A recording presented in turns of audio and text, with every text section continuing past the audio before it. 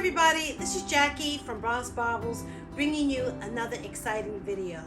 I'm wearing this fabulous kimono type outfit that I bought at TJ Maxx for like $39.99, two-piece set, absolutely incredible steel, and I'm rocking my Carla Rockmore malachite goddess earrings.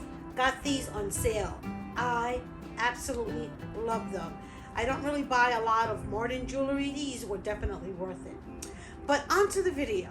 Today I'm going to be sharing with you a very specific video. This video is on 10 things that you should know about Schreiner Jewelry. If this is something that's your jam and you like to learn a little bit more about Schreiner Jewelry, then stay with me. And you know what? Let's just get this video started.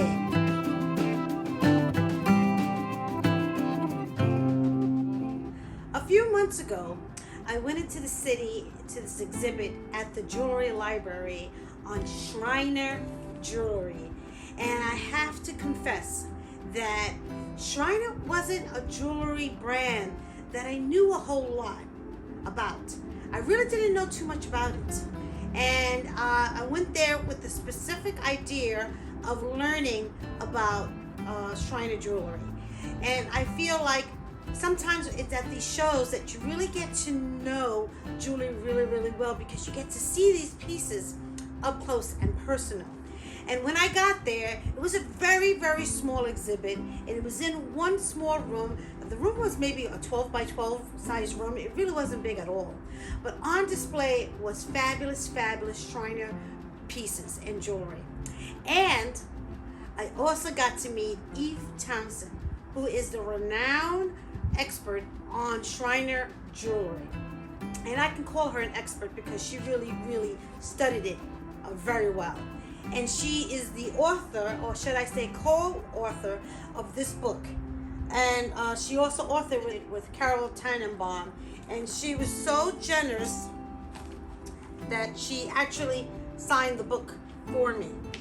And I got a chance to speak with Miss Townsend, and also got an opportunity to really look at some of these pieces of jewelry. That's really important for people who really want to understand these jewelry pieces, because you must be able to touch these jewelry and look at it from the front side, on the back side, meet some of these authors, designers, creators, experts who could tell you a lot about the story of the jewelry pieces that you're interested in. And if that's something that you could do, I highly, highly recommend it. I really didn't know a whole lot about Schreiner Jewelry. I didn't know how to identify it.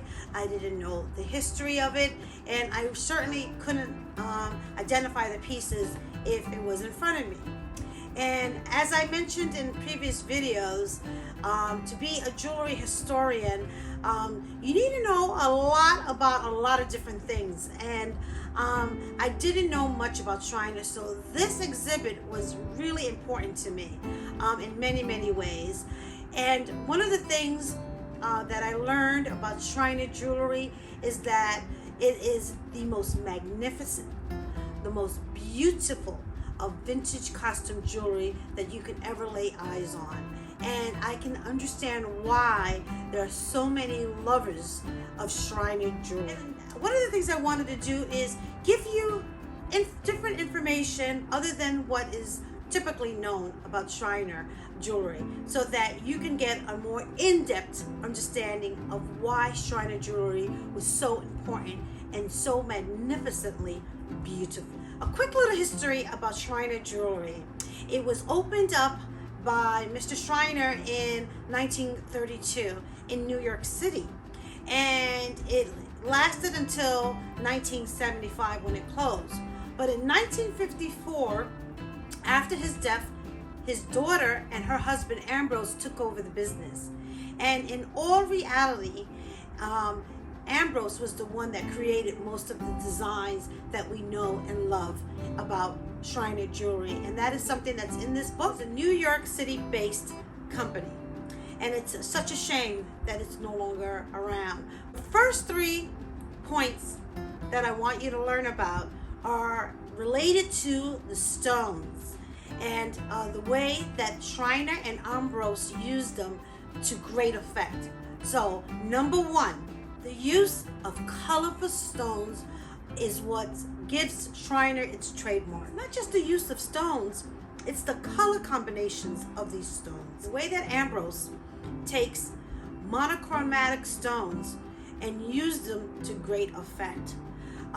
And also the use of different color combinations of stones was just unbelievably magnificent. Although the pieces are known for their color combinations of stones, they actually started out with clear stones for pieces of clothing that was made for other designers. So they didn't start out with these color combinations. It didn't happen until much later. So realize that although Schreiner is known for colorful stones, they also produced clear stones jewelry early on. Number 2, another thing that Schreiner Jewelry is known for is their inverted rhinestones. Ambrose was very unique about how he used the different types of stones. So he took these rhinestones and inverted them upside down so that the pointy part of the stone was on the top. And he also used very specific keystone stone shapes in his very iconic ruffle brooches. If anyone knows anything about Schreiner Jewelry, they know about the ruffle brooches and the use of different colored stones for the ruffles. And people collect these brooches in different color combinations, and they have whole entire collections of these ruffle brooches that are incredibly beautiful. But these keystones were very specific stone types that Schreiner used. And other companies try to replicate them, but they can't do it as delicately as the Schreiner ruffle brooches were used. So look out for those keystone and inverted rhinestones in the pieces of jewelry. One of the reasons why Schreiner's stones were incredible was because Schreiner had a contact of his in Europe, and he was able to get them to produce these incredibly beautiful stones that no other company at the time was able to replicate because of these connections that he had in Europe. And in fact, when he was in Europe in one of his last trips right before the war, he realized that there was an impending war coming about. This is World War II now. And he was able to place an order for some incredible stones that were then shipped to New York. And unfortunately, they didn't make it to New York. He ended up having to store them in a family's farm in Europe, and they waited there until after the war.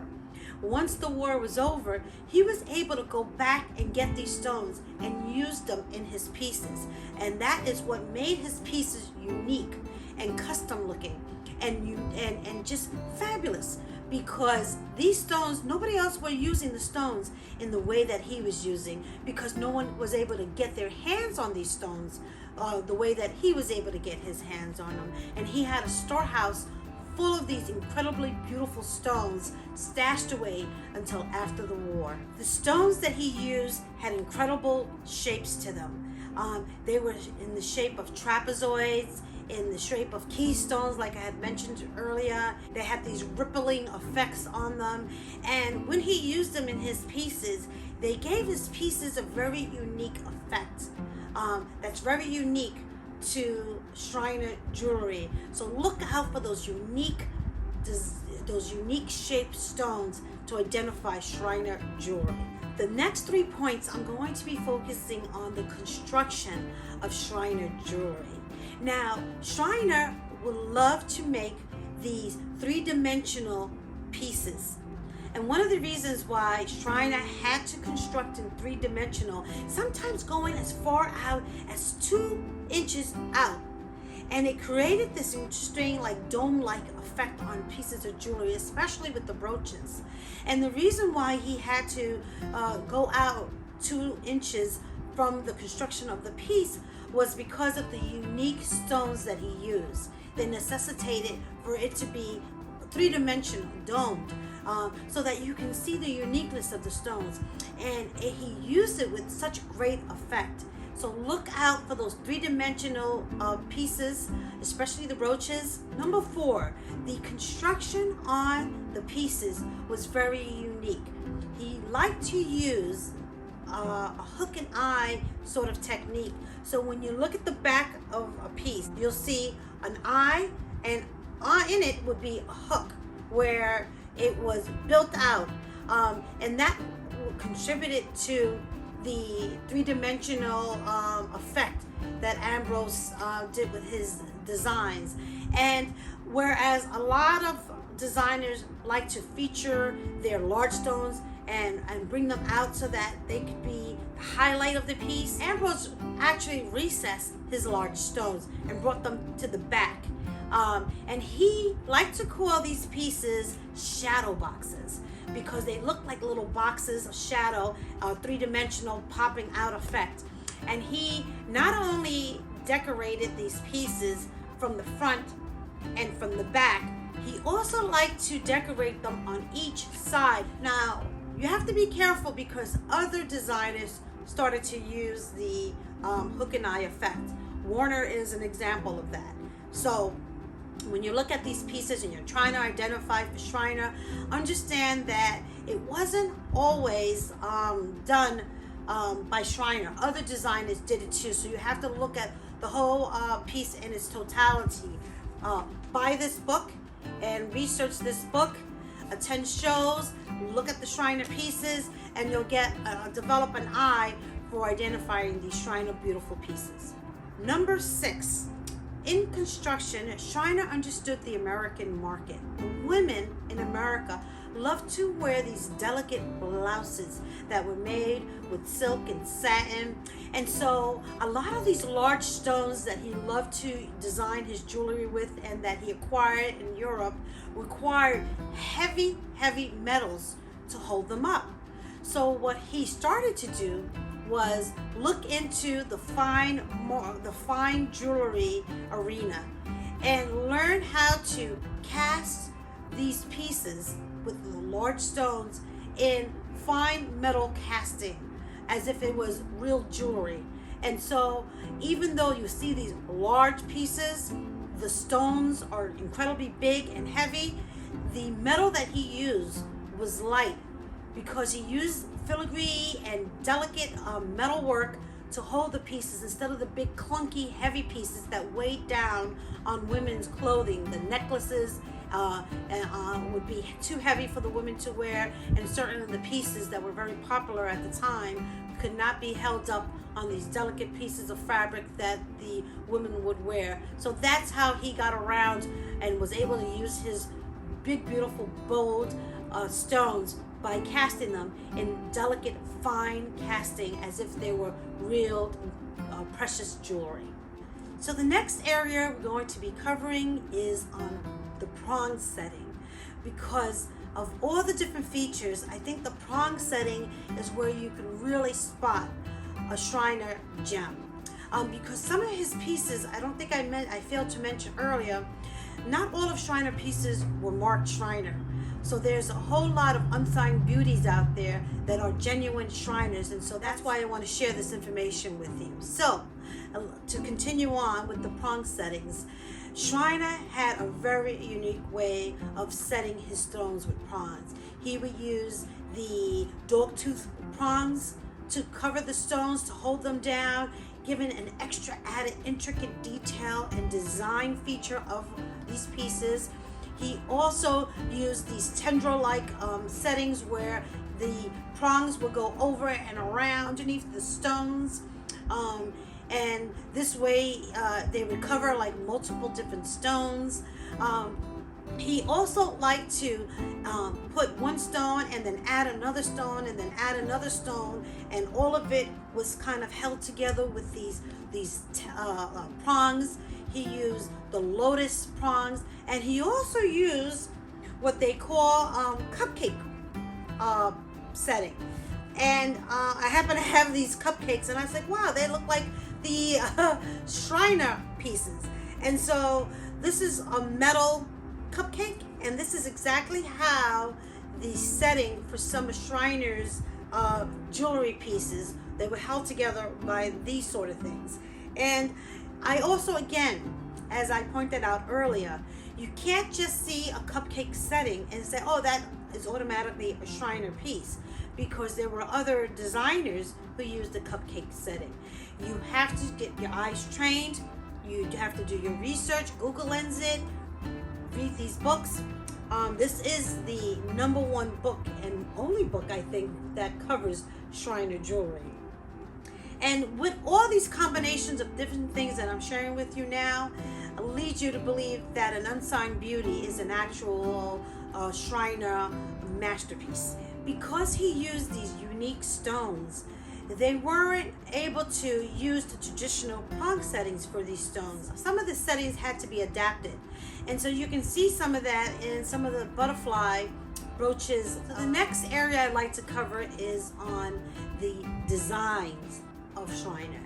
And the #1 iconic design that most people are very familiar with Schreiner is the ruffle brooch. As I had mentioned earlier, first ruffle brooch was created in 1957 by Schreiner. And he got the idea from the military pins that the Europeans would wear, because he would fly to Europe and visit his family and scout for stones, and the war was about to break out. And so he was influenced by these military pieces. And at the time when he created these brooches, they were only $7.50. As many of you who are Schreiner collectors know, those brooches are highly coveted, highly collectible, difficult to obtain, and there's many different color combinations and color iterations. And he was able to construct this brooch where it fit comfortably on a woman's jacket or blouse. These brooches are now worth thousands of dollars. So definitely keep your eyes open for one of those brooches in the wild. And if you can find one that's relatively on the cheap, I would scoop it up right away. These collectors are rabid about the Schreiner ruffle brooch. So that would be the most iconic of his designs. And it sort of has iterations as the Maltese cross as well. We're up to number 9 of the 10 things you need to know about Schreiner jewelry. And that is that Schreiner did not start out as being the designer of the jewelry. It was actually complementary to other designers of clothing. So clothing designers such as I. Magnin would have Schreiner produce jewelry for their clothing collection. And one of the more famous one was the use of the poodles on the I. Magnin dresses and outfits. But what was happening was, at the dressing rooms and fitting rooms, stores like Neiman Marcus and Lord and Taylor, the women would go into the dressing rooms and steal the poodle brooches from the designer clothing. So what they started to do was sew them on so that the women couldn't take the brooches out. And after the 1950s, Schreiner decided to sell the brooches separately and individually to the ladies. And number 10, as it relates to design work for Schreiner and Mr. Ambrose, because you got to give him credit. And that is that, and this is probably the area that I'm most tickled about and I'm most impressed about, was that he was a recycler. He was someone who didn't let anything go to waste. He would make special custom pieces of jewelry, one-of-a-kind off pieces, and he would find these stones that were decades old and put them to good use. And even though these fashionable women and other designers wanted, a different sort of brand new look, he didn't care. He wanted to make sure that the materials that he used was being used completely. So he would take stones and construction pieces of jewelry and redesign them in a different, newer, fresher way and recycle them. But they didn't go to waste. And I love that about Schreiner. So my friends, these were 10 things that you should know and learn about Schreiner Jewelry. And so what do you think? Are you a Schreiner Jewelry lover? Do you collect Schreiner Jewelry? Do you have one of those ruffle pins? Or do you have one of those poodle pins? Do you have any unsigned Schreiner beauties?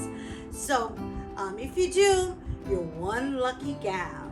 So my friends, I hope that you enjoy this video, and I would say make sure you wear your Schreiner jewelry in good health, and make sure you purchase this book because it's definitely a good reference book, and one that I love to look at, all the gorgeous, beautiful pictures.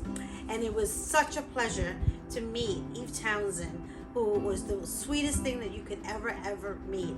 And when I asked her, does she have another book in the works, she said no. The Schreiner book took a lot out of her, so unfortunately she has no desires at this point to create another book. I hope that she changes her mind.